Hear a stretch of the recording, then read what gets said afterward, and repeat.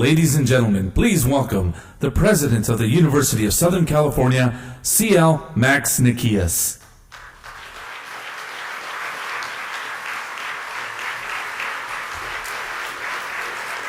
Good morning, everyone. Good morning. Please be seated.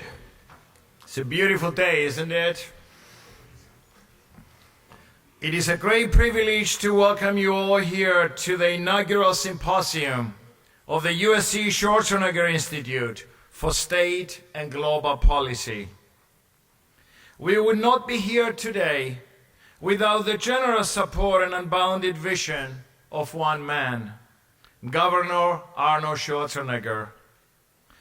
Governor Schwarzenegger is a strong believer in the importance of expanding dialogue on both a local and global level to tackle the most pressing problems of our time. And he is not afraid to put his money where his political muscle is. The establishment of this institute marks a merger between the brightest policymakers of our time and a university that has long been a leader in civic engagement locally, nationally, and internationally. This university has the largest enrollment of international students. And the emergence of the Schwarzenegger Institute at USC could not come at a more critical moment. The world is beset by a myriad of challenging problems, all crying out for serious and sustainable solutions. Governor Schwarzenegger recognizes that efforts to forge answers to complex policy problems have long been undermined by an atmosphere of acrimony and distrust fueled by polarizing political division. It is time for that to change, and he is the best man to lead this charge. In addition to serving as chairman of the Institute's Board of Advisors, he is also, fittingly, the inaugural holder of the Governor Downey Chair Professor of State and Global Policy at USC. Governor John Downey, a co-founder of USC in 1880, was California's first immigrant governor. He came from Ireland. Governor Schwarzenegger is the second immigrant to serve in the state's highest office. He also has a strong connection to USC. Governor Schwarzenegger is twice a Trojan parent, and he received an honorary doctorate when he spoke at our commencement in 2009. As a grateful immigrant, it is only natural for him to look outward, toward what is good for our region and the world. And as an intellectual anchor for the United States on the Pacific Rim, it is only natural for the University of Southern California to provide innovative solutions to the world through the Schwarzenegger Institute. There simply is no better home for the Schwarzenegger Institute than the USC Sol Price School of Public Policy. The Price School is widely recognized as one of the nation's best in teaching and training the next generation of civic leaders and public servants. And USC boasts some of the world's leading researchers and scholars in many fields, providing fertile ground to promote collaboration across many disciplines. I would like to take this opportunity and thank the Schwarzenegger Institute's Global Director, Bonnie Rees, and Academic Director, Professor Nancy Stout, for their invaluable and tireless efforts in setting up this enterprise. Together, Ms. Rees and Professor Stout lent tremendous insight and experience to fulfill the Institute's inspiring goals. Further assisting in the Institute's endeavors will be a bipartisan board of advisors that includes accomplished international leaders in business, public service, and education. The Schwarzenegger Institute reflects a need to both raise awareness of today's most acute problems and to resolve them by building a translational bridge from possibility to policy. It often takes a larger-than-life figure to help address life's larger issues. In the worlds of fitness, entertainment, and government, Governor Schwarzenegger reached the pinnacle of his pursuits, not because he wanted to, but because he had to. 44 years ago, he arrived in America from Austria with little more than dreams. But he rose to become Miss Universe, king of the box office, and the governor of a state known for being a vital center for ideas and innovation, as well as one of the 10 biggest economies in the world. Like USC, Governor Schwarzenegger knows that nothing is impossible when it is possible to come together beyond the poisonous atmosphere of partisanship and commit the necessary drive, vision, and resources to confront and resolve critical problems. We share a global future. We share a global vision. And through the USC Schwarzenegger Institute for State and Global Policy, we now share a global forum committed to advancing the human condition. America makes its greatest advances forward when Americans put their greatest differences behind them. History has shown us this, and it is up to us to show history that we can unite in purpose to engineer progress and to fulfill our promise. And now, I would like to present a video that highlights the mission and spirit of the Schwarzenegger Institute.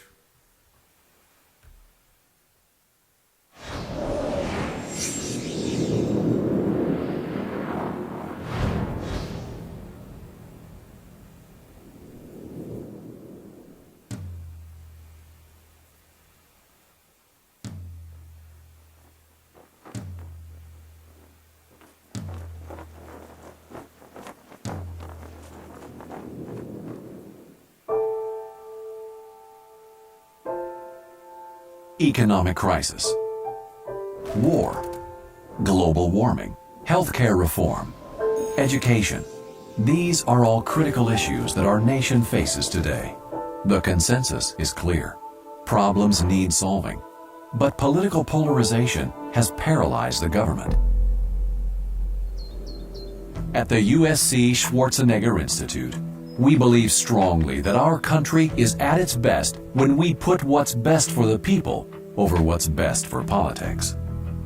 Through this shift in polarization, America can flourish as the greatest nation in the world.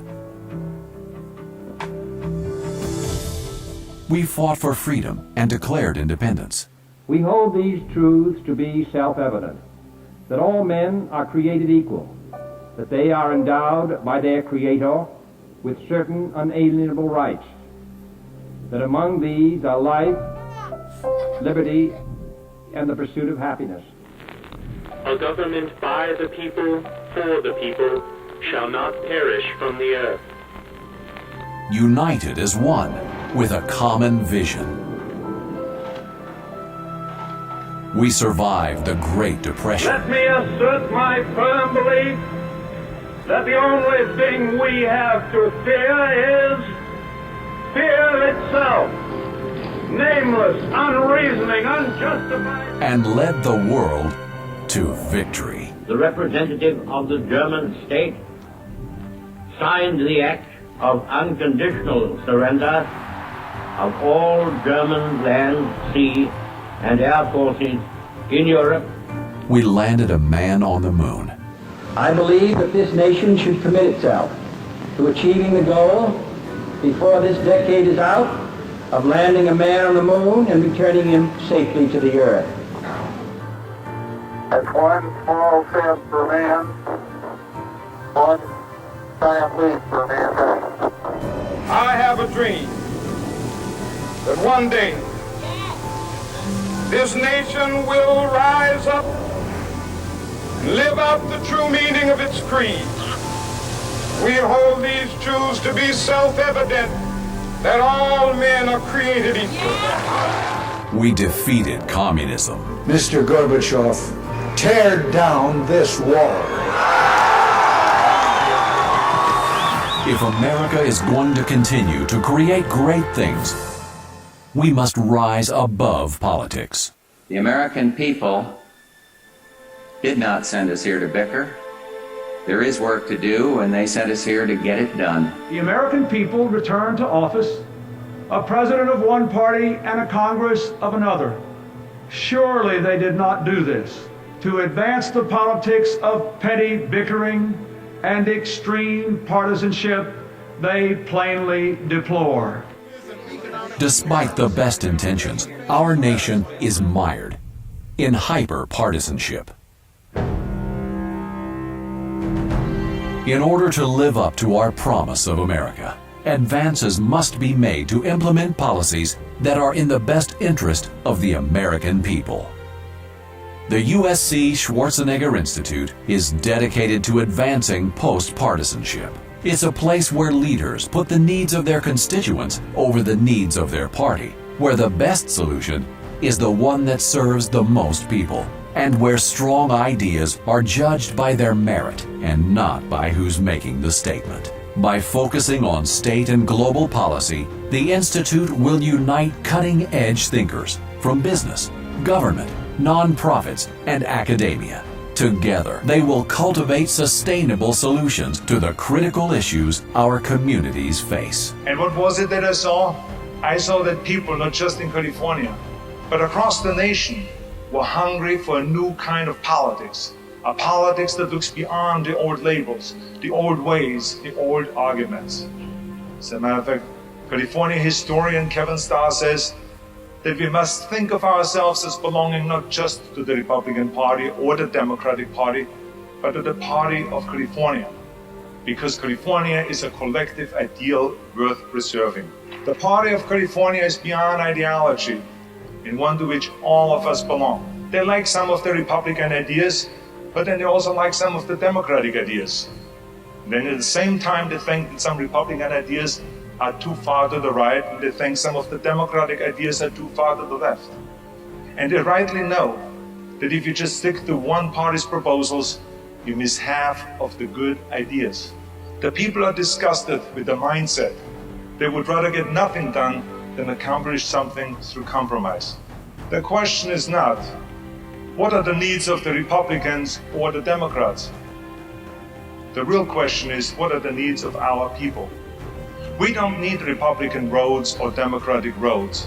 We need roads. We don't need Republican healthcare or Democratic healthcare. We need healthcare.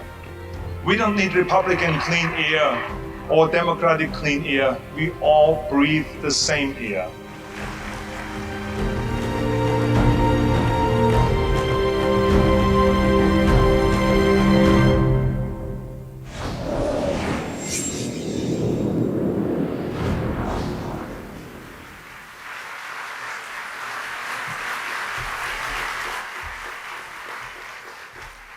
We all breathe the same air. Ladies and gentlemen, please welcome the chairman of the Institute and the inaugural holder of the Governor Downey Chair Professor of State and Global Policy at USC, Governor Arnold Schwarzenegger.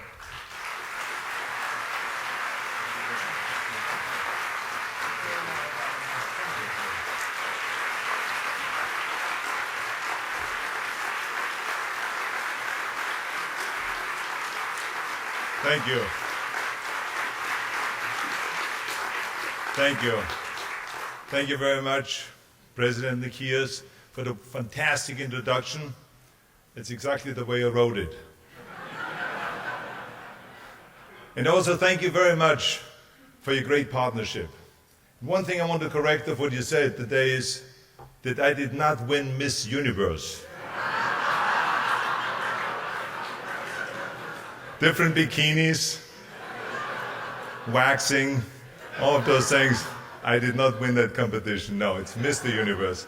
But anyway, I just want to say that how enthusiastic I am about being in partnership with USC. I mean, President Nikias from the beginning we were drawn to his creativity and his vision. I mean, his extraordinary vision and his commitment to USC and to the Schwarzenegger Institute is unmatched. I mean, to be honest with you also, that it is really great not being the only one who speaks here with an accent. So there's a big advantage we have here. As a matter of fact, I'm looking forward to appearing together over and over, all over the world, and leaving audiences scratching their head and say, what the hell did I just say? But seriously though, he's a great leader. President Nikias, you're a great leader for USC, and we're very lucky to have you. Big fan.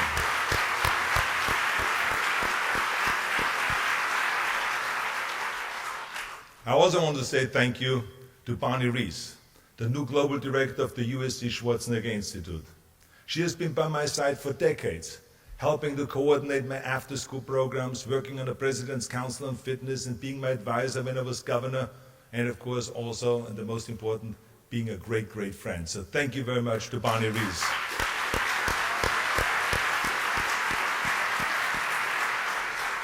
And thank you to the Professor Nancy Stout, the esteemed academic director of the Institute.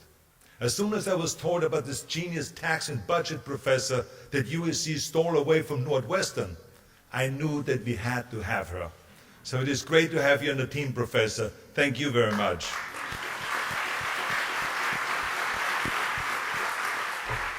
Also a huge thank you to Provost Beth Garrett, who was an absolute joy to work with throughout this entire process. And the love, her passion, and her interest in this institute. From day one, she was also very interested in having this institute right here. So thank you very much. And finally, I want to say thank you to Dean Jack Knott and the whole Price School of Public Policy team for their great support. I mean, Jack isn't just a genius, he's an expert in breaking through bureaucracy, and he believes in action, so he's a perfect partner for our institute. Thank you, Jack.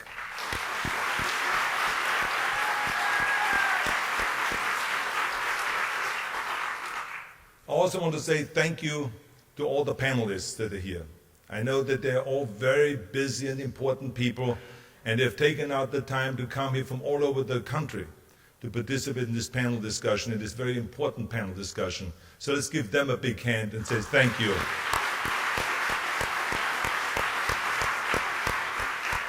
And also a big thank you to the students that are here today.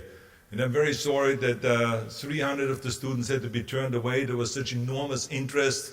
But the way we selected the people to come in here, the students, was by body fat. Anyone below 10% body fat was allowed to come in here. So that's the only way I could come up with a way to select the people. So anyways, great to have you all here.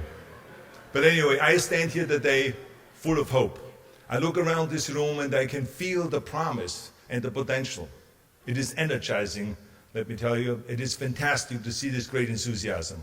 The day we launched the USC Schwarzenegger Institute, this isn't just a day for celebration. This is a day for commitment. It is a day for promise. It is a day for debate and discussions and brainstorming. It is a day for hard work. But we're going to have a lot of fun at the same time. Don't worry about that. As governor, I must tell you, I broke a lot of rules. I never thought about things in a partisan way. And the insiders in Sacramento could never understand that. I mean, for instance, when I tried to pass healthcare reform, they immediately said, but you're a Republican, what are you doing? You can't do that, and I didn't pay any attention to them. When I hired a Democrat as my chief of staff, they said, you can't do that, you're a Republican governor, what are you doing with a Democrat? I didn't listen. When almost half of my judiciary appointments were Democrats, they said again, you're a Republican, you can't do that. But I learned the old way of doing things just didn't work. So I broke the rules. I broke the rules because they were not working for the people of California, and the status quo just did not serve the people well. In the process, I discovered my own rules. They are the rules that I used to govern, and those are the very rules that will direct the vision of this institute. First, the best policies are written in the absence of fear. The sad story is that the political arena is packed and filled with fear. They're always worried so much about the poll numbers or about the election coming up, making sure they get re-elected.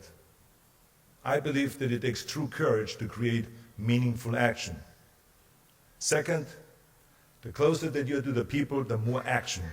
You can't just rely on big national governments because many times big means slow. States and cities and people can move much faster. And we can never forget the power of the private sector, the non-profit sector, and the academic sector. All of them together with the public sector can really come up with great solutions. And finally, no ideology has the monopoly on solutions. I mean, you can run an election from the right and from the left, yes, but you can't really run a state if you're obsessed with ideology. So this is the framework of the Schwarzenegger Institute that we will use as we focus on policies to improve the people's lives.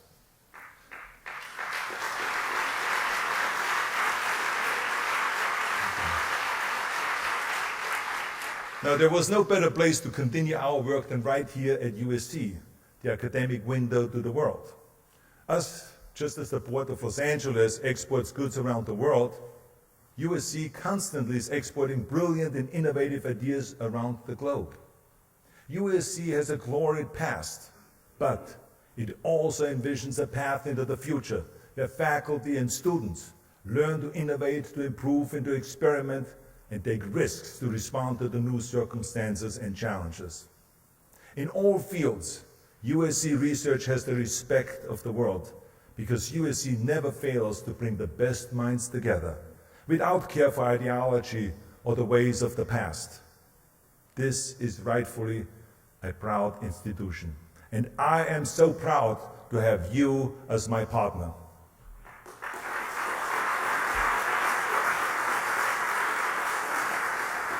As I assume my chair as the Governor Downey Professor of State and Global Policy, I can't help but think of Governor Downey's vision, but not only in helping found this great university, but also his vision as governor of the state of California.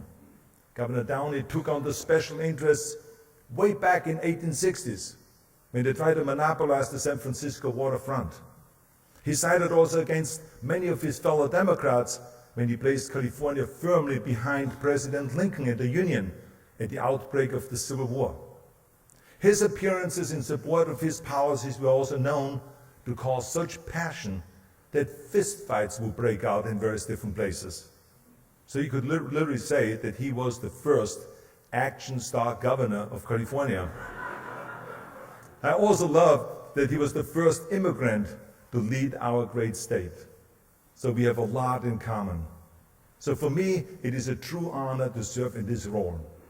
So I look forward to the Schwarzenegger Institute in helping to preserve and to grow the California dream that brought Governor Downey and me to this great state. The goal of our institute is not only to share what I have learned when I was governor and what I did when I was governor, but to continue the work that was unfinished. Every governor arrives in office with a long list of ambitious goals. If you finish half of them, you're lucky. I was one of the lucky ones. And I promised because of that, because so many things were unfinished, that I will continue to work even after my term ends, to give back to California and to give back to the world. And that's exactly what we will do here at the Schwarzenegger Institute. My term as governor came to an end, but the people's work never stops. Today, we begin that work by discussing some of the lessons that shaped my time in office. Foremost among my lessons was that the best ideas often require political courage. See, the Schwarzenegger Institute can and must be a megaphone for those ideas. We must give a voice to the true reformers who are too often silenced in the halls of power. The status quo is truly a powerful monster that resists change at all times. You can produce the best ideas on earth, but if you don't have political courage, you have nothing. Words without action are just poetry. To use a very scholarly phrase, meaningful change takes balls. It's my quote. We learned that lesson over and over when I was governor of California. Let me give you an example. When we took on redistricting reform, people said, Arnold, you're crazy. This is never going to happen. Just quit while you're ahead. The corrupt system of gerrymandering, they say, it has been in place for over 200 years, and politicians would never give up the power of drawing their own district lines. We were attacked from both sides. They spent millions and millions of dollars against us, and redistricting reform failed 5 times. But no one could scare us or discourage us. We had the courage to keep fighting because we knew that's what it takes to create real change. You know something? It paid off because in the 6th time, we succeeded. So this year, for the first time in 200 years, our politicians compete in districts that were drawn fairly by the people, not by the party bosses in smoky rooms, not by the special interests, and not by the politicians who only care about their career.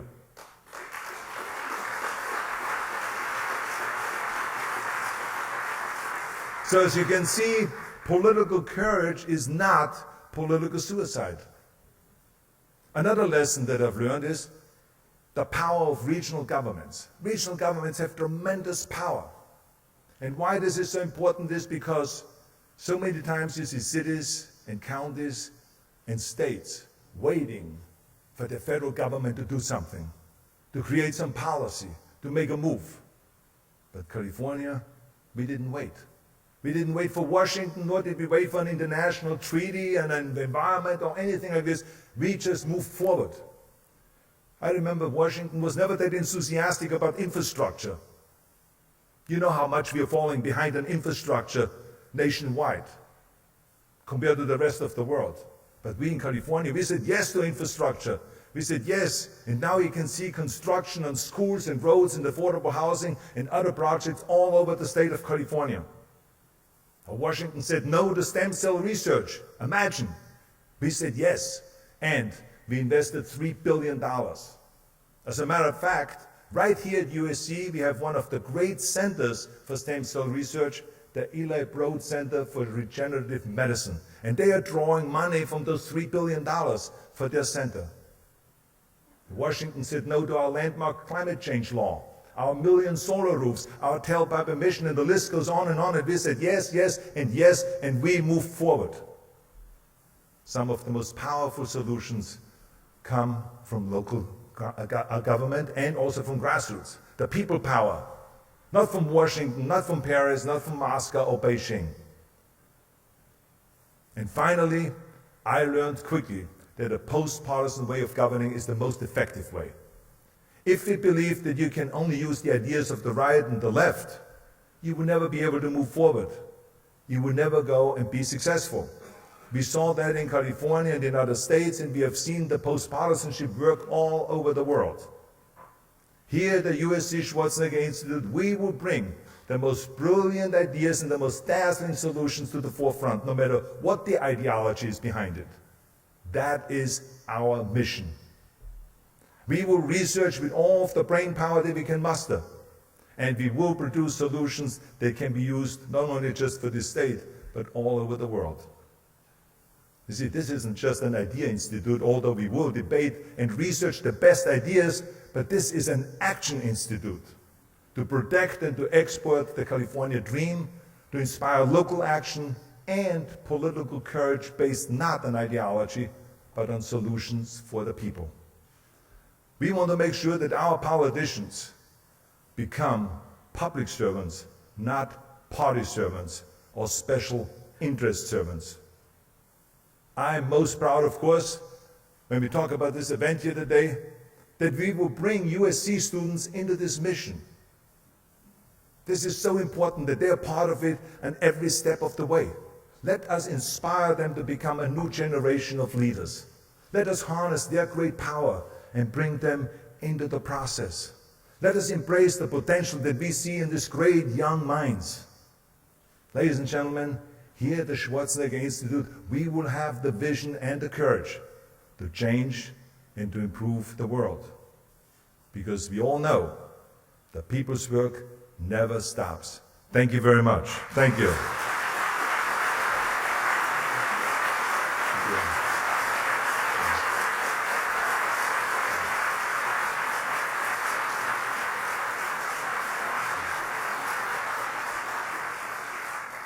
Thank you. Now, we want to bring out two of the most powerful women. And I'm talking about Bonnie Rees and Nancy Stout. Please welcome both of them. Thank you.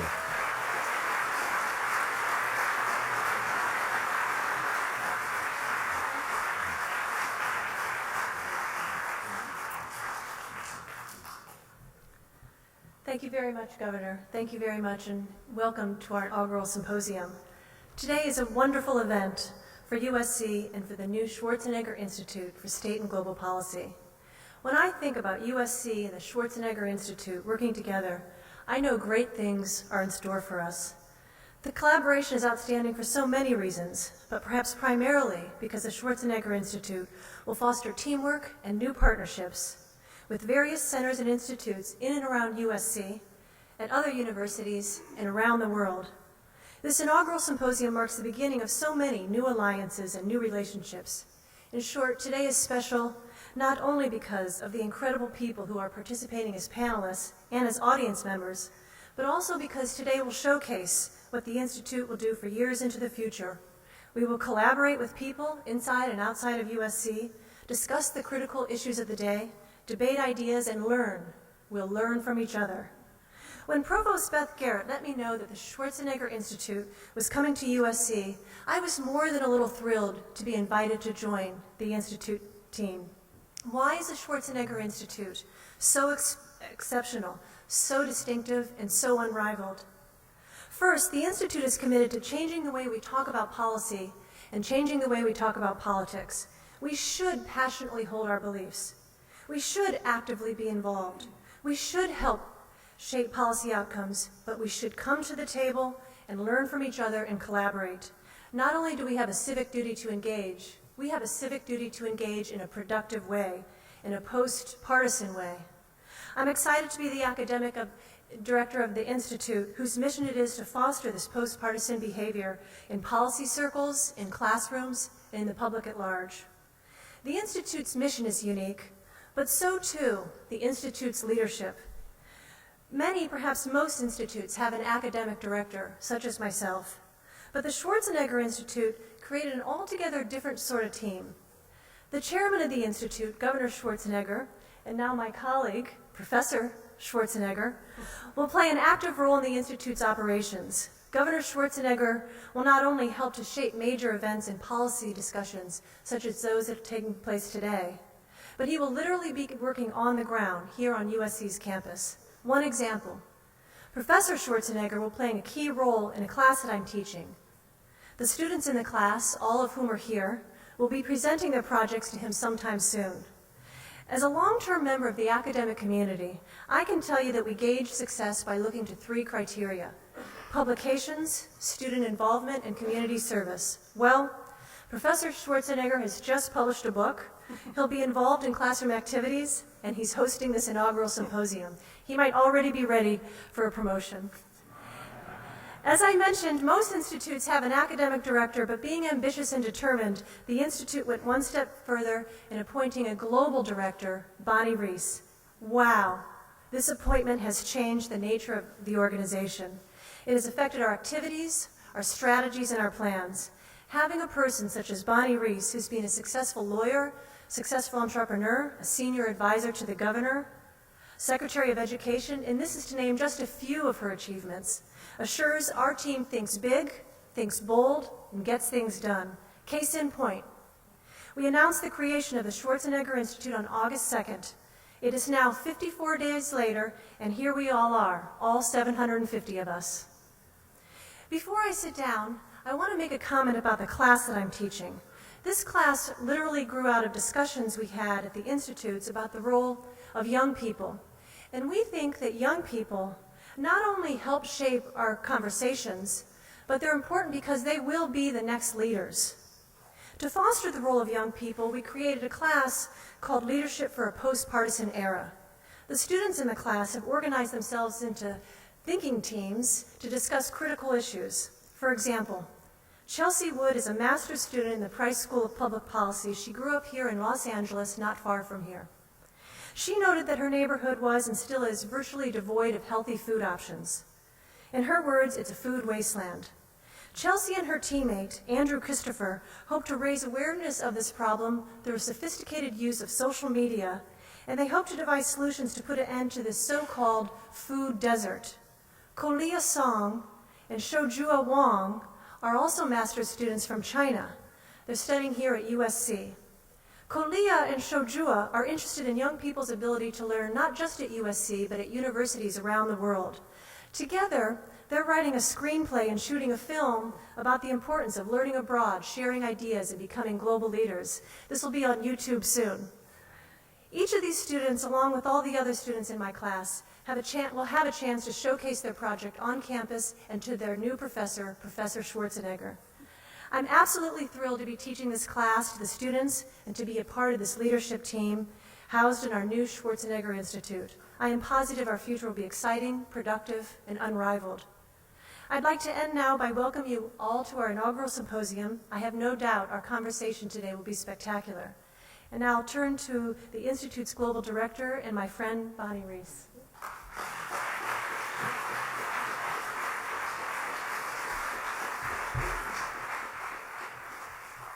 Thank you so much, Nancy. And thank you to Arnold for committing his time, resources, energy, and talent to creating an institute that will be engaged in critically important policy work that will impact the lives of people in California, in America, and across the globe. And I can think of no more perfect partner than USC, whose reach is global and whose vision and ideals are huge. While Arnold thanked USC President Max Nikias and Provost Beth Garrett, I want to also thank them. For the past month, since I have moved into my USC offices, this campus has become my home away from home. When you're on the outside of USC, you hear about how they are one of the best universities in the world. When you become a part of their community, you understand why. With some of the best and brightest students from California and all regions of the world, USC creates a culture that reflects their belief that for their students, for our nation and our world, the possibilities are limitless. To fulfill this promise to USC students, the smartest, most committed professors, researchers, and scholars comprise the faculty and staff and are already engaged in supporting the work of our institute. I also want to thank Max Nikias and Beth Garrett for their wisdom in asking Dean Jack Knott of the Price School of Public Policy if they would provide a home for our institute. Another brilliant and perfect decision. Jack and the Price School of Public Policy are perfectly aligned with the grand vision of Arnold and the Institute, bringing the best thought leaders in public policy, both academic and real world, together to educate our students, and not just to provide a thoughtful understanding of the big policy issues of our day, but to focus as well on turning it into action. Arnold and the USC leadership expect great things from this institute, and we fully intend to deliver. In slightly over 1 month from when we announced the formation of the institute to today's inaugural event, we have put together a world-class board of advisors and academic council. We have promotional materials and a website focused on explaining our mission and engaging both students and others to join with us. We have established collaborations with other organizations and leaders who share our goals and who are doing meaningful work in the areas we will focus on.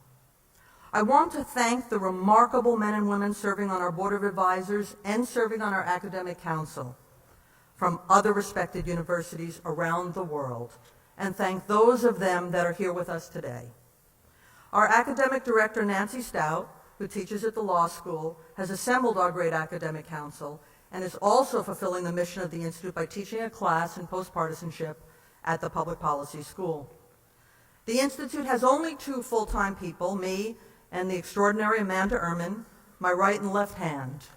So it is important that I acknowledge that all we have done in just over a month, including creating this great symposium, and all we will continue to do, is only possible because of the support of USC and the Price School. So a special thank you to Jen Giuliano, to Regina Nordall, Carol Rush, Errol Southers, Jan Peterson, Heidi Rossano, and a big thank you as well to the USC event team, public safety team, and the USC communications team. To all of you, thank you so much. We are both proud and excited. Thank you. Yeah.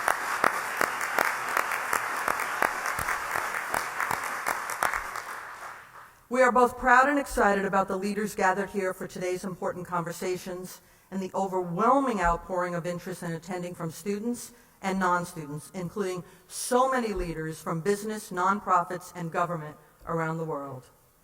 Today is a beginning, but it is also a continuation. Having served as both Senior Advisor and Secretary of Education to Governor Schwarzenegger, running this institute is not just an opportunity to continue so many of the great initiatives that Arnold and California were at the forefront of, but an opportunity for so many committed public servants who worked on those initiatives to see their legacy continue. Many of those people are here today, including the Governor's Chief of Staff, Susan Kennedy, many cabinet secretaries, press secretary, legislative deputies, and top advisors. And I thank them all for helping us to continue this important work. Today's symposium is intended to start conversations that advance our mission.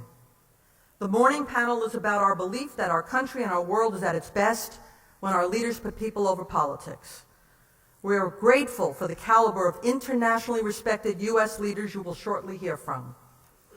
The Institute intends to continue to bring great leaders together regardless of party affiliation and to support what Arnold referred to in his 2007 inaugural speech as post-partisanship. We will work to enact policies that promote post-partisanship, and we will explore the causes of political polarization that seems to keep our leaders from working to solve the biggest problems. Issues like redistricting, open primaries, campaign finance, the impact of special interests, and the role of news media and the internet will all be explored. In preparing for today, we reached out to dozens of leaders, and while unable to join us today, they all enthusiastically expressed support for this mission. Christy Todd Whitman, Evan Bayh, Condi Rice, George Schultz, Henry Cisneros, Colin Powell, Olympia Snow, Dianne Feinstein, Erskine Bowles, and Alan Simpson are just some of the great leaders who agree that our nation is at its best when our leaders work together. And we will work together with all leaders in advancing post-partisanship and in supporting a climate where our leaders work together to solve our problems. Our lunch discussion today reflects our principle of the Institute that local solutions best address global challenges, whether by citizens, organizations, cities, or states. Our policy focus for that discussion is one that is near and dear to Arnold, to California, and frankly to billions of people across the globe: environment, energy, and climate. And our afternoon panel reflects our belief in the power of people and innovation. Arnold may have led the 8th largest economy on earth, but he understands that rarely does great innovation come from government. As governor, he reached out to innovators and leaders in the private sector to get the best ideas for California, and he believed in the power of private-public partnerships. The Institute is committed to continue this philosophy and to seek out, support, and convene the best innovators to help us find real-world solutions to the great public policy challenges we face. Today we have selected a panel of media leaders representing film, television, and music for our afternoon discussion.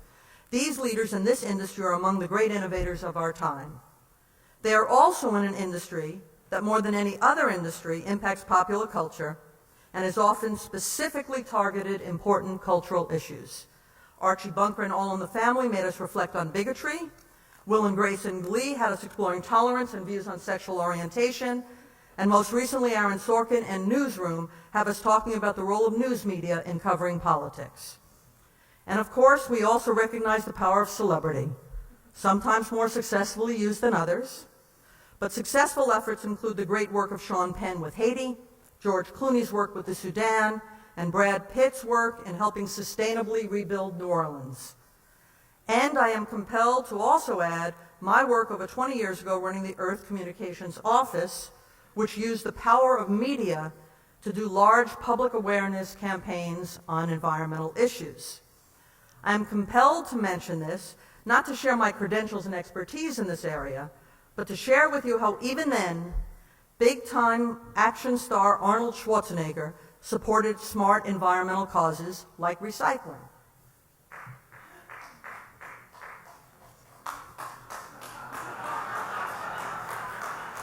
For those of you that can't read this poster, it is of Arnold as commando saying, "I recycle more with my pinky than you do with both hands. Recycle now and thank me later."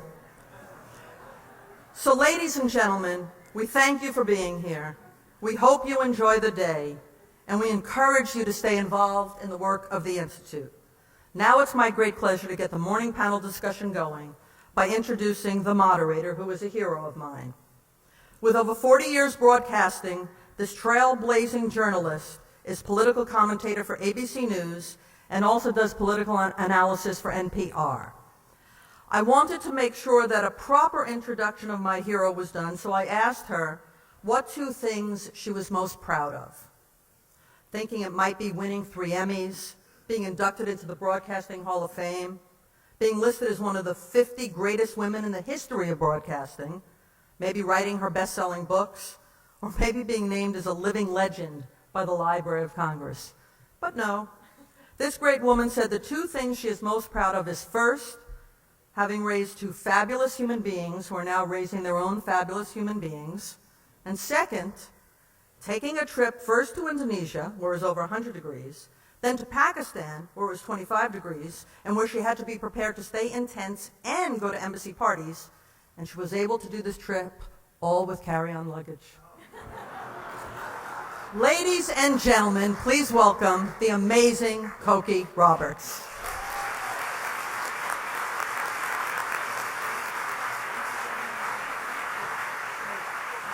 Thank you. Thank you. Well, this is an exciting day, and we're going to get right to it, because I know you've been really waiting to hear from this panel, and we have a great group of men who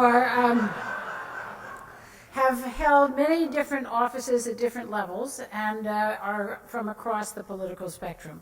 So we will just start right off by introducing them. First, former Governor Charlie Crist of Florida. Governor Crist served as a Republican governor of Florida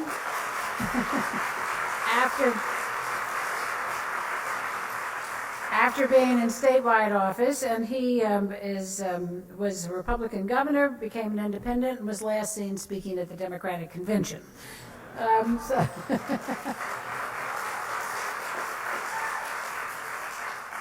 Former Majority Leader Tom Daschle of South Dakota. Tom was a member of the House before he became a member of the Senate. Current, this is the brave man here, current Senator John McCain, Republican, who again served in our military, served in the House, served in the Senate, and of course was the Republican nominee for president. You have already met Governor Schwarzenegger. I told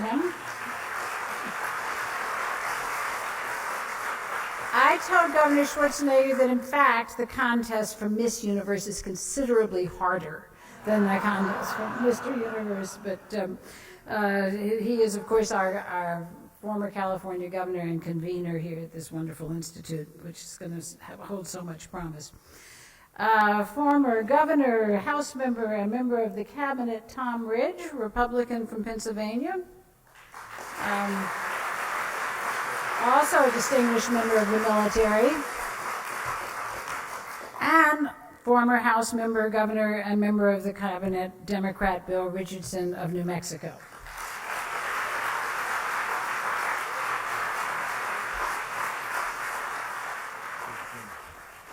And I'm going to join these gentlemen now. I told them that if they all sat down first, I'd be able to figure out which one was my chair.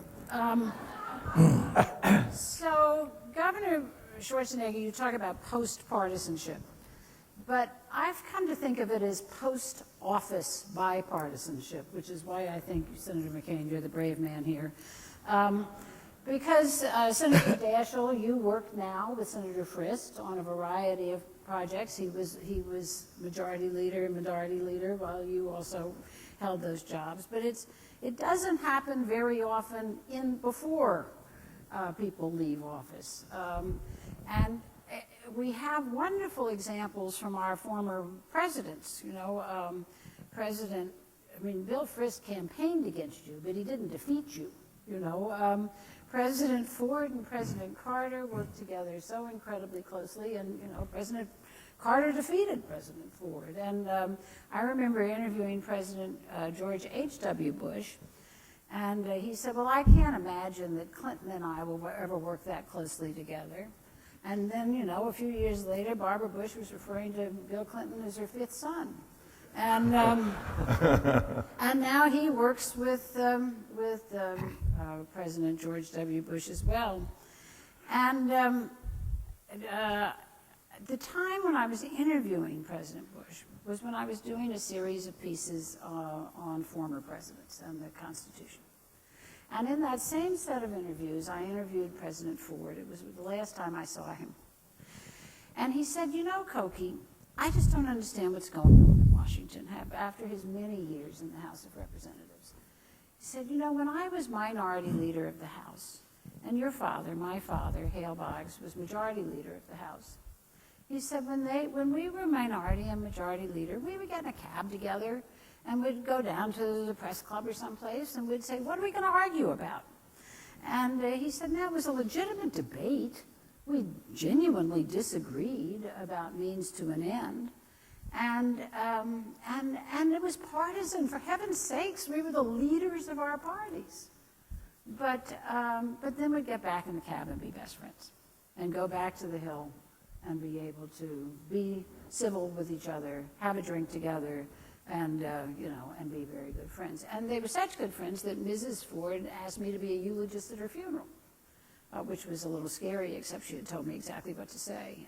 So it made it easier. But so now that's not even close. I mean, there's nothing like that going on in Washington today.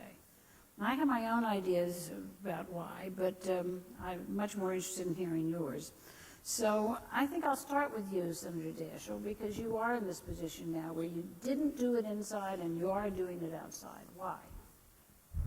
Well, first of all, I disagree a little bit with the premise, Cokie, that we didn't do. I mean, John and I worked together on McCain-Feingold, on Patients' Bill of Rights. I mean, there were a lot of projects that we worked on together, and I'm proud of the fact that we did. It's harder today to do that, in part because, I think, because of the airplane. The airplane has allowed people to leave on Thursdays, come back on Tuesdays, and they're just not in Washington as much as they used to be. When your father was there, they spent the week there. Right. And so you don't have the opportunity to bond and develop the relationships these days like you used to. The media is totally different now than it was back then. Back then you had Walter Cronkite. Today you've got people on Fox News and MSNBC that are not as much referees as participants in the political process. And that process has really caused, I think, a lot more hyperbole in politics than we've ever seen before. I think it's also in part because back in the old days, you didn't switch back and forth between majority and minority that frequently. Today, and that used to be, winning the majority was an opportunity there to begin to implement your agenda. Today, I think winning the majority is the end in and of itself. You want to do everything you can to win the majority, so you don't want to give credit to the other side. And so there's a lack of willingness to cooperate, in part because it might help them either keep or win the majority. All those factors play themselves out, not to mention the race for money. We're going to spend over $9 billion this year at the federal level. And 4 years ago, we spent a little over $3 billion, 3 times more, in part because of Citizens United, but in part because the money's just there.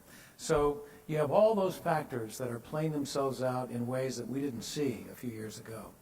And Senator McCain, are you seeing that inside? I mean, you know, you're seeing the differences of when you first came and now, the ability to, could you work with Tom Daschle today inside the Senate? Oh, sure. Could I just say, I want to thank Governor Schwarzenegger for inviting me. I also, for a moment, indulge me, my 100-year-old mother and my wife both attended this institution, and both of them, one was a Delta Gamma and the other was a Theta, both high academic standards at both. And may I say also that I believe that a big part of why we may come out of this is because of the approval rating of Congress is 11%, in case you missed it. we're down to paid staffers and blood relatives. And you say none of them show up at your town meetings. Yet I'm trying to meet someone in that 11% who approve of us, because I'd like to ask him or her what they approve of that we are doing. And oh, by the way, we have 4 former governors here. 4. It's wonderful. You know, there was a story of the 2 inmates in the chow line in the state prison, and one turned to the other and said, "The food was a lot better in here when you were governor."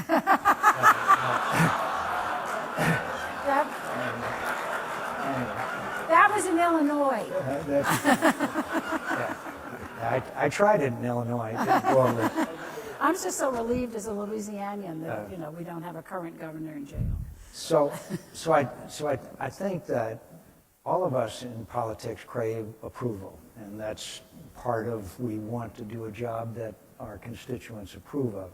This high disapproval rating is going to result in, if it stays the same, it's going to result in a political upheaval of some kind. It's going to, I'm not exactly sure, but either party can govern at that low approval rating without something happening seismic.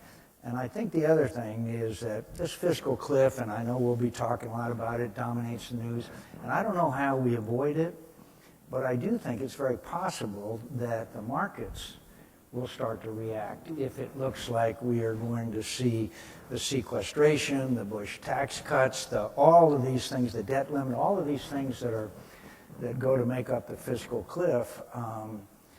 That I think that it is a realization that the damage that it could do to America's economy, that I think it may force action on the part of the Congress and the President. And after this election, and it is the most bitter campaign I've ever observed, I still believe that there's going to be a strong motivation for all of us, for a variety of motivations, maybe not all good, maybe not all bad, to try to resolve this issue for the sake of the country. Now, maybe I'm digging for the pony, but I do believe that has got to happen. There's ample precedent of it. I will say that this majority leader acted in a very bipartisan fashion quite often in a partisan fashion too. But that there is precedence for it, going all the way back to Ronald Reagan and Tip O'Neill when Social Security was going to go broke. So it's not as if it's never happened before. And it has to happen. It has to happen. Do you think Ronald Reagan could be nominated as a Republican candidate today, Governor Crist? I think it'd be very difficult. You know, I grew up admiring Ronald Reagan. One of the things I admired most about him was his style, his kindness, his grace. And, you know, I think we need to have more of that back into our national dialogue and our politics. An ability to get along, cooperate, and respect each other. And until we get that mutual respect, it's going to be very difficult to move things forward in this country. But I'm an optimist like Senator McCain, and I believe that we will get there because we have to get there. And I want to thank Governor Schwarzenegger, too, for inviting us all and having the leadership to do this. Thank you, Arnold. Secretary Richardson, do you think Lyndon Johnson could be nominated as the Democratic candidate for President of the United States today? I do. I do think he would, because from the moderate wing, the moderate Clinton, Johnson. But I want to make one point, despite Senator McCain's joke about governors. And I noticed Arnold said something about body mass in his opening statement. He usually is talking about being was that, you know, here students only. The 4 governors here, and I don't mean to, you know, disparage what's happening in Washington. We as governors, and I hope the Schwarzenegger Institute doesn't abandon states and local government and county commissions, because we have to work together with our legislators. We have to balance a budget or we go to jail. Maybe that's how some got there, John. And so bipartisanship happens. I mean, I work with Tom Ridge now on Iranian democracy. I worked with Arnold when we were governors on clean energy, on climate change. We were way ahead of the whole country. Immigration, with Charlie on health care. And by the way, with John, when John and I came to the Congress almost at the same time, We worked on Navajo issues and trying to create a federal boxing commission. And Native American issues I remember with Tom Daschle. So I think this is a good panel. But my main point is the states, I think they're laboratories of bipartisanship that the federal government can learn from. And I don't know how you merge that together. Maybe this institute can figure that out. Well, Secretary Ridge, pick up on that, because it is absolutely true. Governors are practical, they have to do it, all of that. But you also have the National Governors Association, where you do seem to come together more than we see members of Congress come together. I think there's a different mindset when you're given the responsibility to, as an executive. And I frankly say this having served 12 years in Congress and then had the great opportunity to serve as governor for 6 years, 9 months, and 5 days. I love being gov, let me tell you. Well, you had those state troopers, that's all nice. But there's as Bill pointed out, I really think that at the end of the day, and I do want to applaud Governor Schwarzenegger, when I read the mission statement and the vision statement for the Institute, he talked about healthcare and energy and the environment and the fiscal cliff, and there's the focus. And then he talked about political reform. But unless we deal with this politically, these other issues, so critically important, as he said in his remarks, they're not Republican, they're not Democrat, they are American issues, they are problems, they need to be solved, we need to solve them. And this coarseness in the political dialogue, I think, is a real problem, a coarseness that I think has been inculcated and aggravated by media.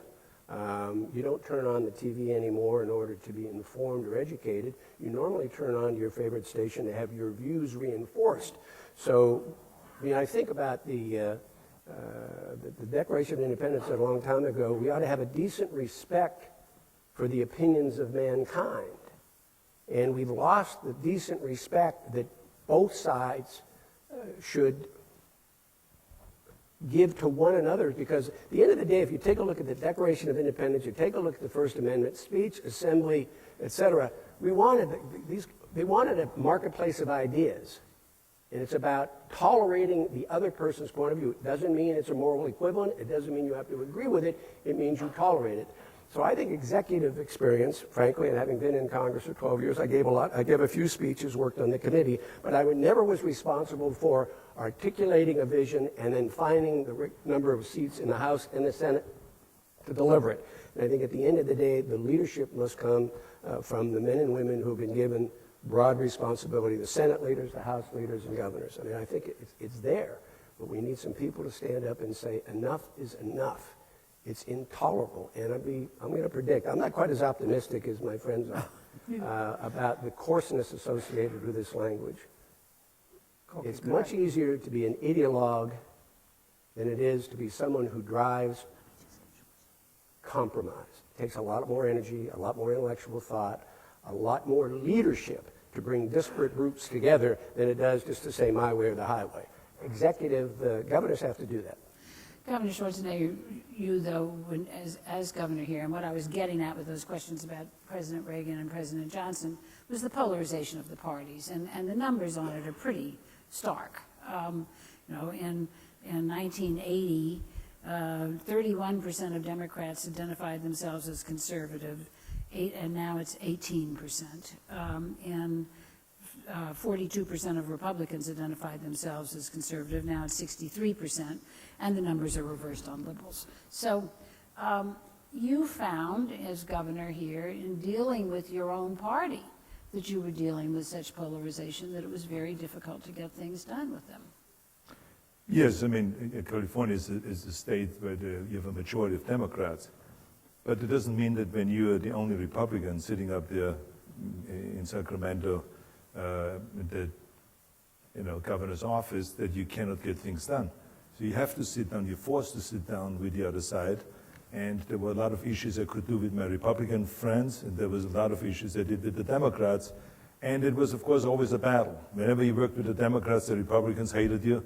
And whenever you worked with the Republicans, then the Democrats hated me. So you're not going to win a popularity contest. That's not why you go to Sacramento or to Washington or anything. So you just really have to always think about one thing, and this is, what does the state need? What is really, how do you serve the people the best way? And we can throw around statistics and numbers and how things changed, no matter when it is. It was 100 years ago, if it is now. we got to always think about how do you serve the people and how do our political leaders not become party servants or servants to the special interests, but rather become people, public servants, and work for the people what is the best of the people's interest. And so I did many times, like for instance, I would work on healthcare reform, like I mentioned in the speech, and I would work with the Democrats then because that was not something Republicans were interested in, but it was okay. But then I worked on some fiscal responsibility, get the budget in order, and create a rainy day fund and all of those things. I worked with the Republicans and the Democrats. So there were some things they both were interested in working, but somehow we got a lot of things done, from rebuilding our infrastructure to reforms, political reforms, and then all the environmental accomplishments, from reducing greenhouse gases to the 33% of renewables, and on the list is, it was a long list of things, even though it was still only half of the things I set out to do. But it was by bringing both of the parties together. But I also have to say that I never looked at the Democrats as villains. Remember, I was married to a Democrat for 25 years, so I mean, that wouldn't work. But so I always had the utmost respect for someone that came from the Democratic Party and said, here's my idea. And I said, this is a great idea. As a matter of fact, I think this is a better idea than I had, so let's put the two ideas together, and you somehow found a compromise. You cannot just do it your way or the highway. I did that. I tried that in 2005. We had a special election here in California where I said, okay, here's my way or nothing. And it failed miserably. So I knew right away firsthand that that approach doesn't work. The people of California the next year overwhelmingly re-elected me, and all of my initiatives that we put on the ballot won because I was inclusive and I was reaching across the aisle. I brought the Democrats and the Republicans together. So no matter what time it is, if it is 100 years ago, or the day, or 10 years from now, I think the key thing is that we have the courage to go and reach across the aisle. That's why I mentioned in my speech, political courage is not political suicide. And I think that Senator McCain, for instance, is a perfect example with immigration, how he worked together with Teddy Kennedy and with Senator Daschle and so many other people. I think that we've seen this kind of political courage, but there's not enough stories in the media done on those people that have that political courage, because you always want to look for the negative, as you know, the way it works in the media. Senator McCain, though, it's become more political suicide than it used to be. I mean, part of it is the drawing of district lines, so that everybody agrees with you, and the only way you can get in trouble is to not be pure enough, if it is not liberal enough as a Democrat, not conservative enough as a Republican. The challenges, you faced it in your last senatorial election, a challenge from the right, which does kind of affect how you then behave in the Senate to some degree. And we've seen that with both parties. So it seems to be getting worse and harder rather than people making it easier. Well, Cokie, let me just make 2 points. One is that let's not forget that in 2009 and 2010, the Democrats had the overwhelming majorities in both houses of Congress and the presidency. They were veto-proof. We got the stimulus package, we got Obamacare, we got Dodd-Frank. Anybody here believes that institutions in the United States now are not too big to fail? So they had 2 years, and they had overwhelming majority for 2 years, and they ran things through. In all due respect, we were never consulted about Obamacare. We were never consulted about the stimulus. We were never consulted about Dodd-Frank. So we all got to work together. We sure as hell didn't between 2008 and 2010. And then the 2010 elections, they were rejected, and we gained a majority in the House. And if we hadn't had 3 bad candidates in 3 swing states, we probably would have gained the majority in the United States Senate. So when we look back at all this polarization and failure to work together, nobody ever tried to work with me for 2 years. No, so the second point too is what Tom was on. The Citizens United, very quickly. Russ Feingold and I went over when that case was argued before the United States Supreme Court. I've never seen such a naive failure to understand what the realities of political campaigns are about than was displayed in those arguments. And of course, the United States Supreme Court, by a 5-4 decision, says that money is free speech. Isn't that interesting, that money is free speech? So now we have seen these floodgates unleashed, and very intelligently, the Obama campaign spent hundreds of millions of dollars while the Republican campaign was going on, vilifying Mitt Romney and driving his unfavorables are up. I can show you the chart, the unfavorables, as the attack ads went on. Well, I think that may have also contributed a lot to this polarization that is going on. I mean, if the hundreds of millions of dollars spent, or $4 billion, or whatever's $9 billion, and 70% of it is on negative advertising on both sides, then obviously that's going to have an effect on the electorate. So all I can say is that there was polarization, and it didn't work, and so I won't go revise history, but I believe there will be major scandals. Major scandals. The history of this country has been corruption, reform, and there's going to be major scandals because there's too many billions of dollars washing around our political campaigns, and then I hope we will reform after that.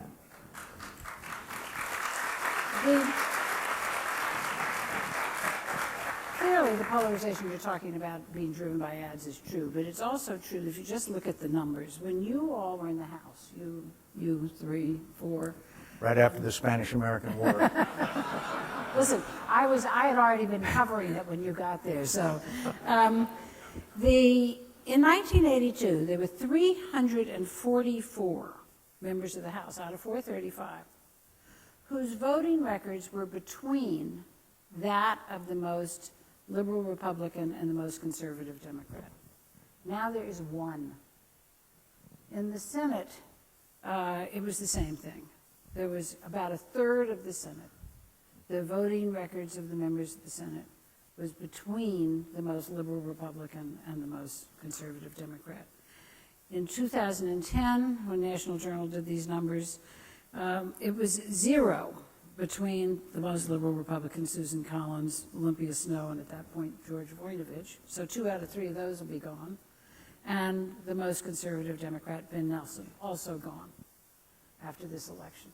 So this polarization's been going on long before this election and long before 2008-9 situation.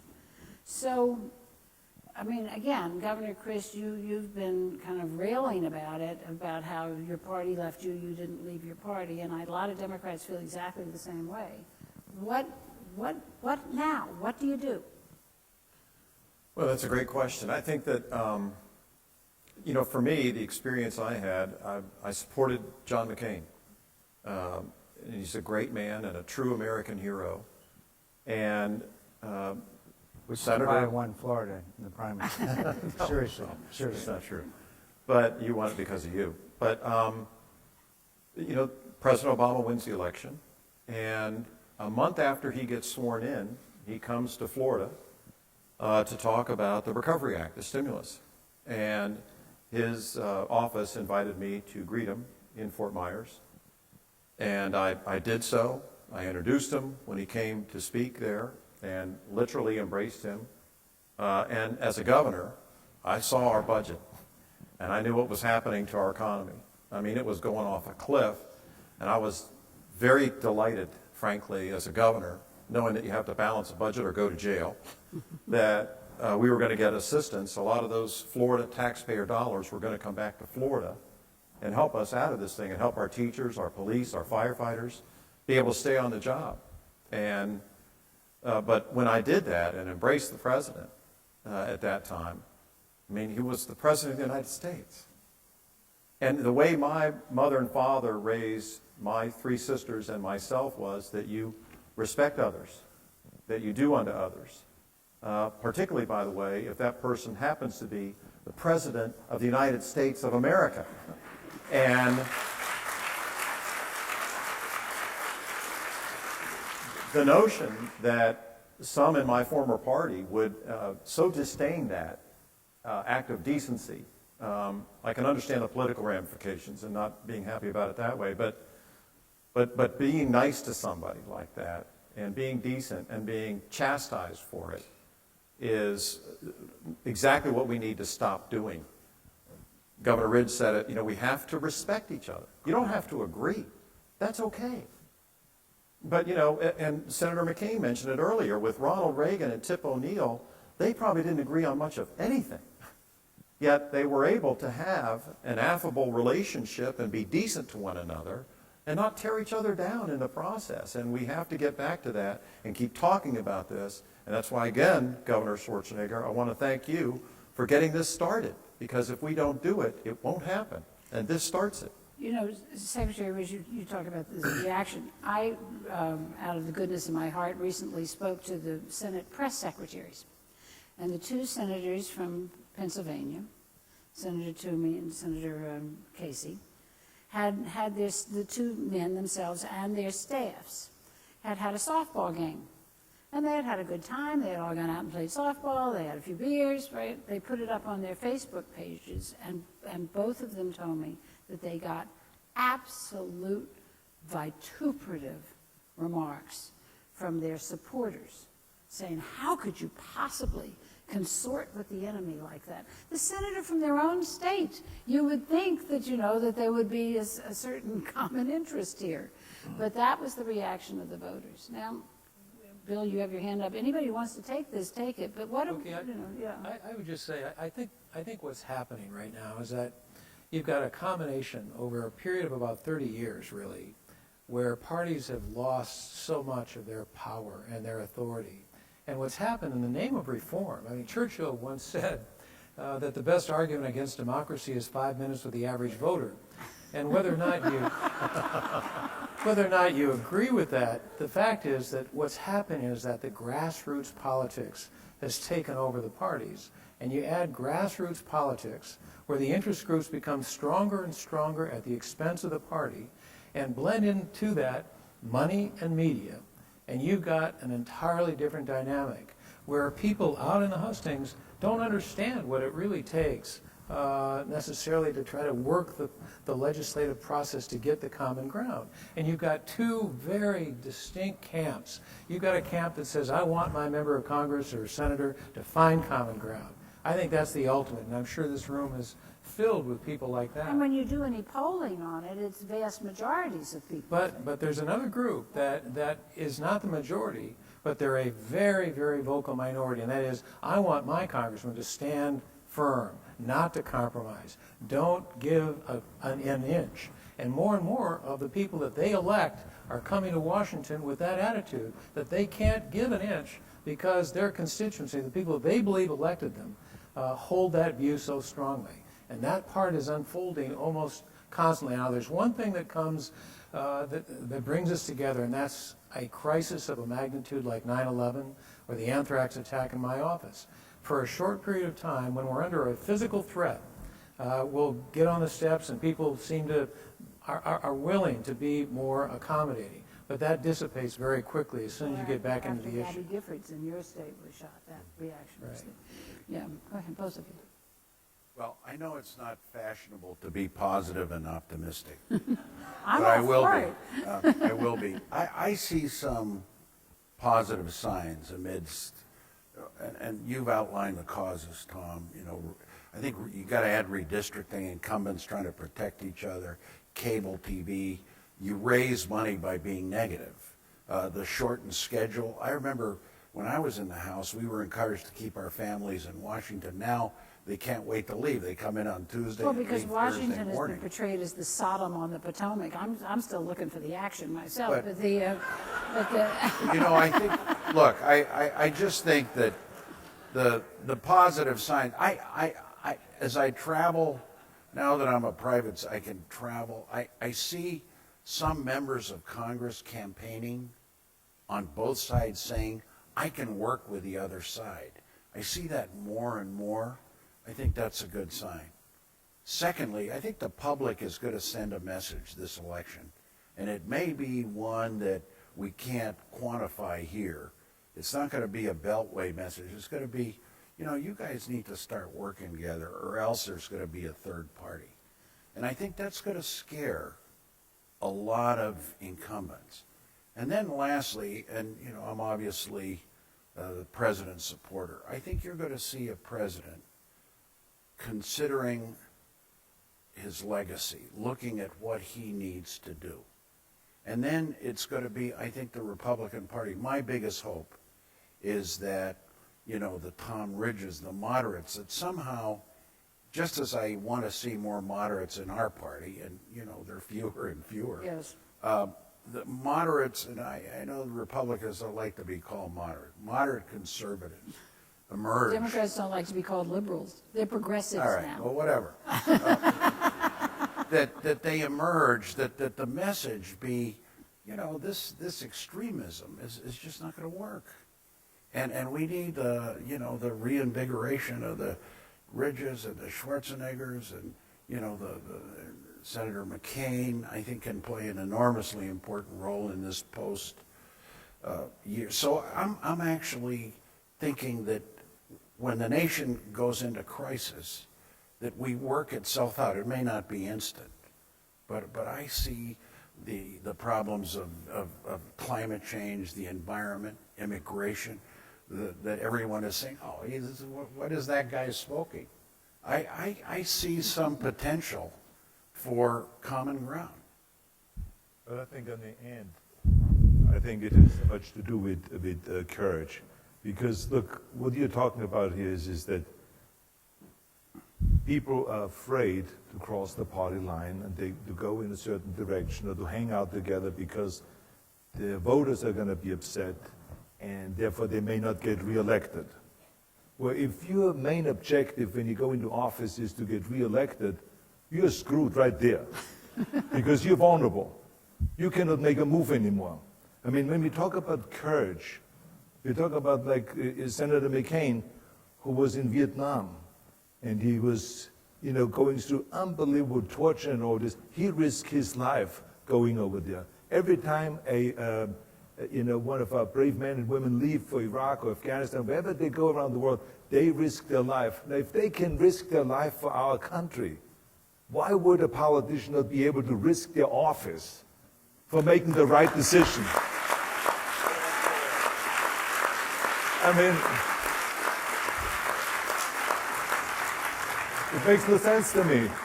That's where the problem lies, is because that's why I say it in the speech, is you got to have balls to do changes. That's what it takes. You got to go in and have the guts to do it. And look, every police officer that I've met, every firefighter that I've met, every single day when they get up, they don't know if they ever will see their family again. Now that's courage, to risk your life for your community, and a politician cannot risk their office. Hello, what are we talking about here? Then don't take on that job. I mean, yes, right now it is difficult to govern. Yes, right now it is difficult to be a senator, to be in Congress and to do all of those things. And you can be out of there after one term. But so what? You have at least served 4 years or at least served 6 years, and then you move on to your regular job. But if you just want to hang around and think this is your job, to hopefully, you know, to be a politician, a career politician the rest of your life, well, that's a sad story. I think people should, and that's what we want to teach here at the university. The Schwarzenegger Institute is about that. There's great information out there, and kids are studying really terrific things on how to craft policy and how to do all these things, how to solve the problems. But we have to go the next step now and say, okay, if you now have a different opinion than someone else, how do you get those two ideas together and come to a solution and serve ultimately the people? How do you do that? That is really an art. And how do you develop that political courage? I mean, I've said in Sacramento, I tell you, and we were talking about sodas, banning sodas from the schools, which everyone knew is a must. You got to get rid of the sodas because these kids drink sodas all day long and they're getting overweight and all the health problems and all this. And so all of a sudden some of the legislators said, well, I can't go there. I said, why not? Well, because the soda companies, you know, they will kill us. I said, wait a minute, what about the people and the kids? They said, no, you don't understand, because the soda companies are giving us a lot of money for the campaign, and, you know, we cannot go there, so I'm sorry we cannot do it. So that's what goes on. There's no courage there, and so that's what we have to change. In anticipation of this forum, I thought about many of the discussions I had at the table with my parents. My mother was a Republican committee woman. My dad was a lifelong Democrat. And we only had dinner for 20 or 30 minutes each night because he always worked a second job. But one of the things I learned early on, and they both had very strong views about governing and governance, and And I learned early on that neither side, to Governor Schwarzenegger's set and all of ours, has a monopoly on the best ideas. Neither side has a monopoly on wisdom. Neither side is so prescient that they can predict the future. So you start off with that mindset, and I have been called for years a moderate Republican, and I'm just simply a Tom Ridge Republican. My view has always been if you got a problem, you got to solve it. You don't run just to win. I mean, there's two parts to the equation. You run to win and you win to govern. And it just seems to me over the past couple of years that we've lost the second part of the equation. You run to win, you run to win, you run to win. Well, what's the sense in, to your point, Arnold, what's the sense in holding the office if you can't do something with it? And a couple of the observations my colleagues have made here, and it's not just Republicans and Democrats. I suspect we're seeing that, John, that they ran against you from the right. You weren't conservative enough. Lindsey Graham wasn't conservative enough. A good friend of mine who was governor, Tommy Thompson, told me a couple weeks ago, we're coming out of a fundraiser, he said, when I ran for governor, they thought I was too conservative to be governor of Wisconsin. And he said, now I'm running for the Senate, they don't think I'm conservative enough. So even within the party, intra-party, we're becoming less and less tolerant. And I've always thought tolerance and civility was supposed to be part of our DNA, our political DNA. And I think the operative word here is courage. And I'll give you a classic example, and I don't think you mind me mentioning his name. My colleague, John, you and I served with him, Billy, you did as well. Jack Hyler, Indiana. It's 1994. I'm running for governor, but there's a real controversial issue on the floor, and we had a Republican caucus. And John, I think you are in the Senate at the time. And I remember Jack standing up and saying, and I don't remember what the issue was, ladies and gentlemen, but he stood up and he said, this is the vote that we should all cast. It may cost me my election, but I think it's the right thing to do. He cast it. He lost. I'm not saying that's the reason he didn't succeed in his reelect, but it was the statement of courage that Arnold was talking about. From my point of view, this is the right thing to do. Take it or leave it. I remember, just a quick anecdote, I was running for governor 10 days before the primary. I had a 100% voting record with the NRA. 100%. With the assault weapon ban. I'm a Vietnam vet. The idea that somebody could walk to a gun store and purchase an AK-47 just did not appeal to me. I voted against it. I voted for the ban. And I remember my good friends and everybody was talking to me. He said, you know, you could lose the election. You could lose the primary. I said, at least I'd know why.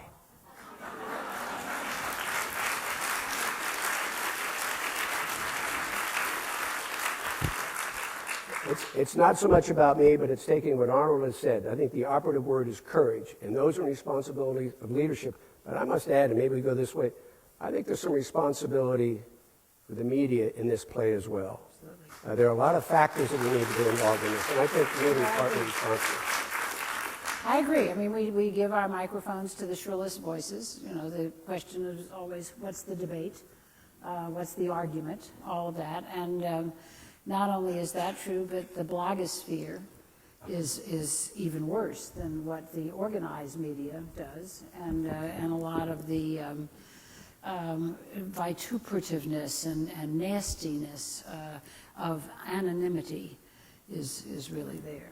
Yeah, Governor Crist, you had your hand up. I just wanted to follow up on an optimistic tone that I think the hope, if you will, not to overuse a term, for the future in this debate and what we're talking about, civility versus a lack thereof, it really comes down to the people. You know, we travel around the country, all of us, a fair amount, and one thing that I hear from people all the time is, and you see it in the polling, I mean, Congress is not at the low that it is by accident. It's because of the fact that they will not work together that frustrates the people they're supposed to be working for, and when enough of them get frustrated enough, you know, you may see a result in the ballot box at the election this November that will make that case and wake up people that have been overly partisan and say, gee whiz, you know, maybe the good people in America really do want us to do things that are positive and productive and help each other, and maybe they have said enough is enough, and we're not going to, you know, tolerate it anymore. And I feel that out there. You know, when I talk to regular people, the boss in a democracy, and And I think that time is coming, and it gives me hope. I don't know. Tell it to Dick Lugar. When I got elected the first time in 1978, listening to... Well, that was a primary. Right. That's different. Pardon me. Forgive me, Senator. To listening to Governor Ridge anecdotes. I got elected in South Dakota in 78 by 14 votes, which in my state is 60%. But, one of the very first things that I had the opportunity to do was to sit down with Claude Pepper from Florida, who had been in the Senate and was really an icon. He had served in the House. He was back in the House. He was chairman of the Rules Committee of the House, and I'd always admired him so much. And I asked him on the floor one day if I could come in and just talk to him for a minute. And I was so impressed by him. I never forget what he told me, and it's always lasted. He said, "You got elected on the basis of whether you were an R&D, but your place in history and the impact you'll have will be determined by whether you were a C or a D." And by that he meant a constructive or a destructive in the process. He said, what we need are a lot more C's, a lot fewer D's. Forget about whether you're an R or a D. And I've always thought that was such good advice. We need more C's. And I like Arnold's, I would say double C's. Courageous constructives are probably what we need the most today. But you know, Senator Daschle, you've had the unpleasant experience of being defeated. I do think that there's something to be said. I mean, courage is wonderful and all of that, but you're in Congress. You think you're doing the right thing for the people. That's your aim. That's your mission. And the person who's running against you, you think is a total yahoo who, is going to do the wrong thing for the people. So it's not necessarily a lack of courage to try to get reelected under those circumstances. You think that that your continuance in office is going to be better for the voters than the other guy getting into office. So that does mean you have to trim your sails sometimes, doesn't it? I think it does, but I think that what I think a lot of us are alluding to is the tremendous courage it takes to stand up to the special interest groups oftentimes. I mean, whether it's the NRA or groups on the right or the left, you've got to be able to do that knowing that they're going to come after you. They're going to be spending a lot of money and doing everything they can to malign your record and to make sure people understand that you voted against their particular priority. And that plays out over and over and over again. And when you add money and media to that powerful combination, it does take courage to stand up to the NRA today or to stand up to a lot of these groups. To public employees unions or to Grover Norquist or to... Exactly. How much do you see that as you try to legislate? And how much worse is it than it used to be? Well, I do want to make a point that we shouldn't forget here, and that is the will of the people is what this is all about. And if the people in your state or congressional district don't agree with you, you may be the most principled individual in the world, but if you're not in tune with their ambitions and expectations for you, then they're not going to reelect you to office. So let's not forget that part of the equation either, okay? While we talk about how the special interest groups, et cetera, the majority of the people vote one way or the other, now, whether they're too heavily influenced by certain groups, et cetera, and this brings me back to the money thing. But two things. One, what we're seeing in America is dramatic increase of independent voter registration. My home state, it's now 30-some%. Many states, it's even a majority or close to it. That's expression of the people that they are not happy with either party. Both parties either have to adjust to that, or sooner or later, you're going to see an independent party with a candidate that has appeal. We saw that with Ross Perot. I know that Mike Bloomberg examined that possibility very, very carefully and decided that this was not a time for do that. By the way, it's going to take somebody with a lot of money because it's so hard to get your name on the ballot, among other things. And the other point I want to make is that the answer to our fiscal cliff, which is one of the reasons why we're having this discussion, is out there. It's called Simpson-Bowles. The Simpson-Bowles Commission came up with what is a clear blueprint of how we can get this country back on track again. So it's not as if we've got to invent something. We've got to come up with another commission. It's there, And now we will find out, either in the lame duck session or beginning in January, whether the Congress of the United States and the President will address this issue, or we will face consequences that, in the view of anybody I talk to, are catastrophic, and which makes me believe that we will probably adopt mostly, or in its entirety, the Simpson-Bowles Commission, which requires sacrifice on the part of all parties.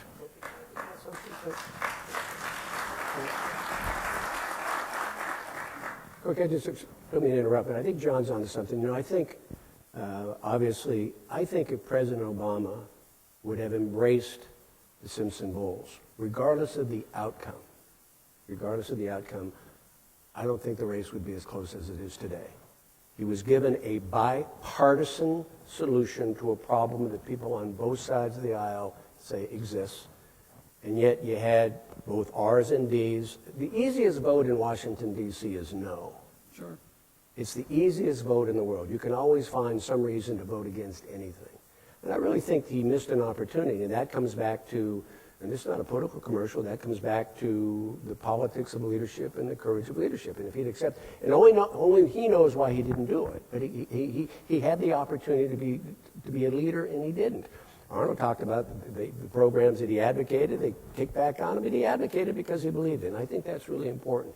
The other quick comment I wanted to make was about Claude Pepper. We were one of the few. Billy Richardson got elected with dozens and dozens of Republicans in '82, and I think there were like 24 of us, John. And Claude Pepper had done a marvelous job campaigning on the Social Security issue. Let me just stop for a second. Claude Pepper was a member from Florida. He was the champion of the elderly, and he had been in the Senate first, and when he first ran for the Senate in the 1930s, his opponent accused him of being a thespian, and that was interpreted all kinds of ways. That he engaged in mastication. Right. All of those. So, you know, things have been rough for a very long time. I keep saying at least they're not shooting each other, which they were for a lot of our history.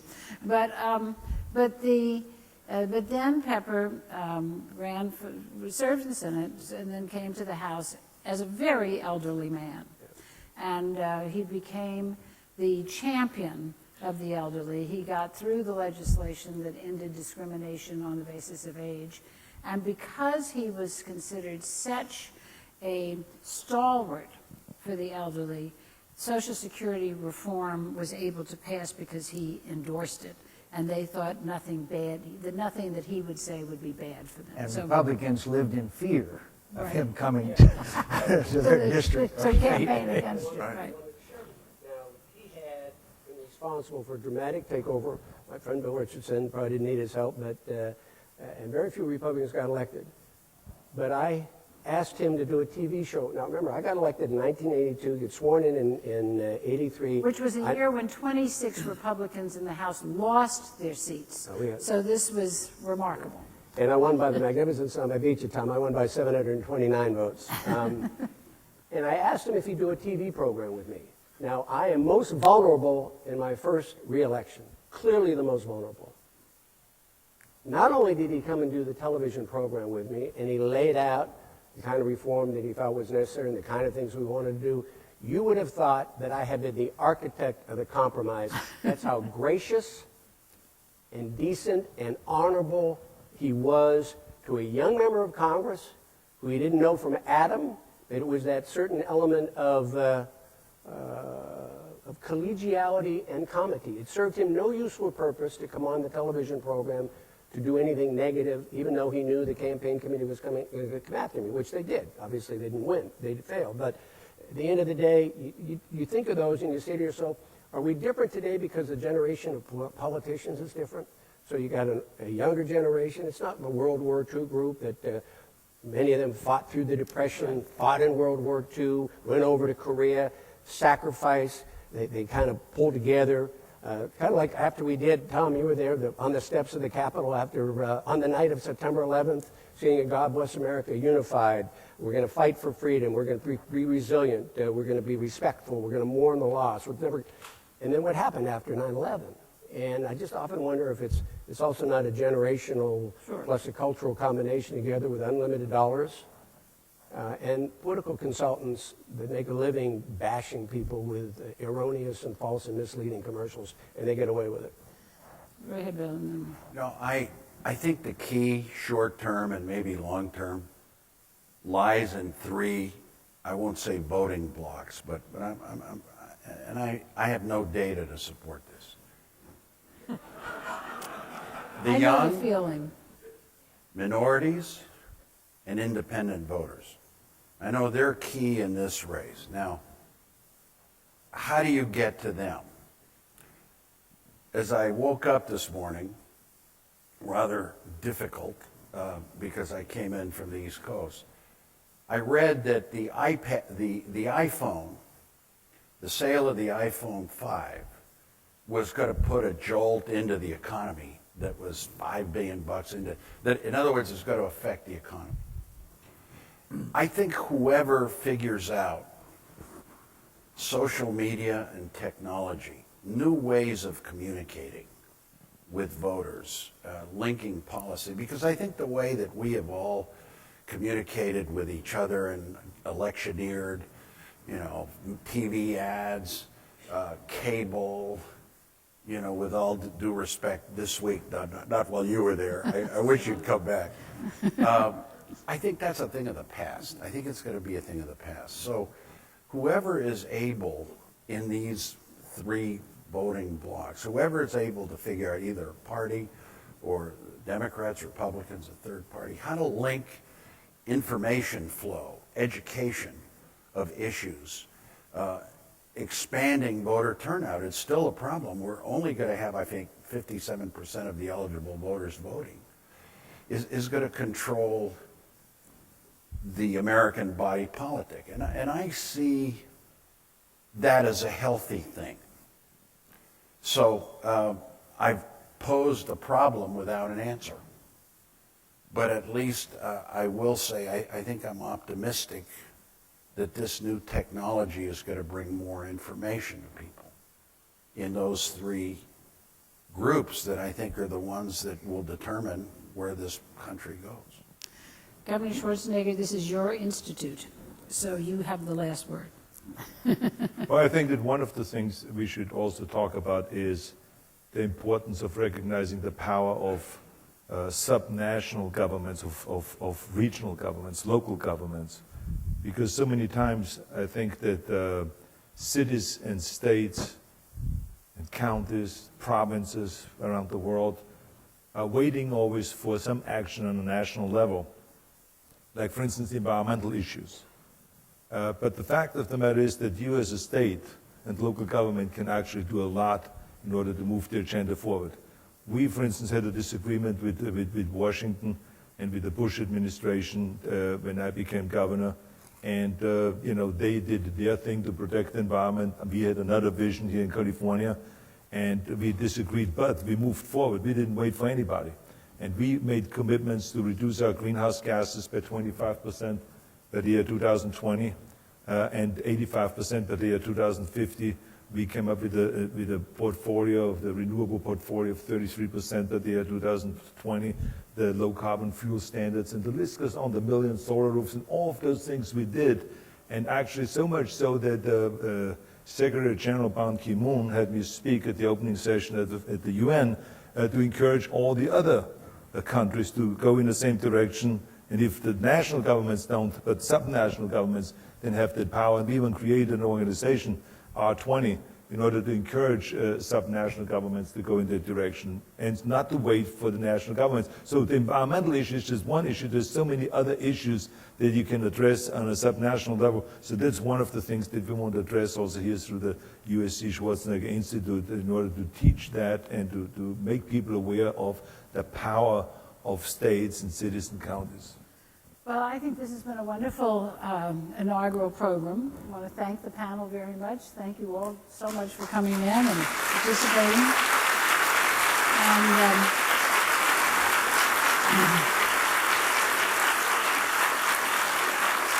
those of you Those of you who are registered for lunch, we look forward to seeing you there. And I'm just going to leave you, since I'm a good Catholic girl, with the words of St. Augustine, who says, "Let us on both sides lay aside all arrogance. Let us not on either side claim that we have already discovered the truth. Let us seek it together as something which is known to neither of us. For then only may we seek it lovingly and tranquilly, if there be no bold presumption that it is already discovered and possessed." That is really the formula for civil discourse. So thank you all very, very much.